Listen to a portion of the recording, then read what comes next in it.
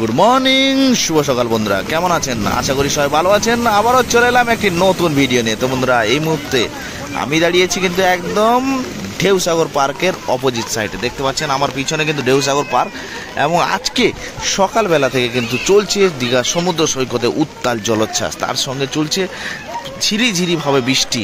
তো এই রোমান্টিক একটি মুহূর্ত কিন্তু সাথে তুলে ধরছি আপনাদের সঙ্গে। কিন্তু পর্যটকেরা কিন্তু মজা নিচ্ছেন, এই রোমান্টিক মুহূর্তের মজা কিন্তু পর্যটকেরা নিচ্ছেন। তো দেখতে পাচ্ছেন আপনারা ভিডিওর মাধ্যমে, আপনারা দেখতে থাকুন আজকের দীঘা।